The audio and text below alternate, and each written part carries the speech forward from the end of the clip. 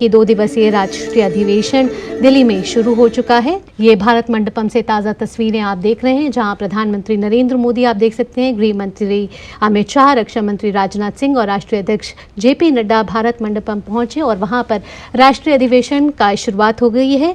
और आपको बता दें कि 2 दिवसीय राष्ट्रीय अधिवेशन दिल्ली में शुरू हो चुका है और शनिवार की सुबह यानी कि आज पार्टी के राष्ट्रीय पदाधिकारियों के साथ बैठक हुई है और प्रधानमंत्री नरेंद्र मोदी और राष्ट्रीय अध्यक्ष जेपी नड्डा ने ध्वजारोहण कर दिया। आगे का कार्यक्रम क्या रहेगा?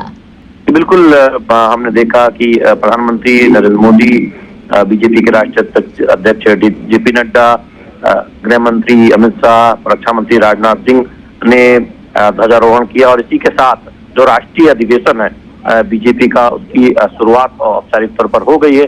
सबसे पहले बीजेपी के राष्ट्रीय अध्यक्ष जेपी नड्डा का शुरुआती संबोधन होगा। कोई पार्टी नहीं है जिसका वैचारिक अधिष्ठान टिका हुआ रहा हो, कोई राजनीतिक दल नहीं है।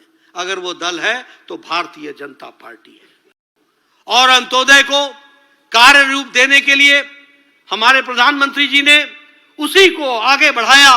सबका साथ, सबका विकास, सबका विश्वास, सबका प्रयास, इस बात को आगे बढ़ाने का काम किया। और इसी को फिर से जब लोग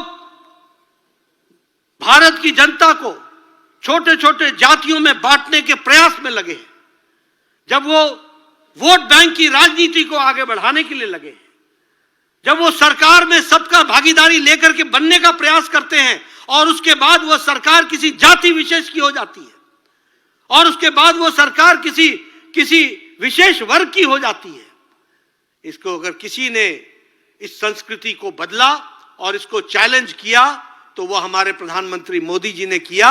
और आज ज्ञान के माध्यम से जी फॉर गरीब, वाई फॉर युवा, ए फॉर अन्नदाता और एन फॉर नारी शक्ति। अगर गरीब की चिंता हो गई, अगर युवा की चिंता हो गई, अगर अन्नदाता की चिंता हो गई, अगर महिलाओं की नारी शक्ति की चिंता हो गई, तो देश की और समाज की चिंता हो जाती है। इस बात को आगे रखा है। और इसीलिए जब हम इस बात को कहते हैं तो हम आपके सामने गौरव के साथ कह सकते हैं, आज ये नारे नहीं हैं।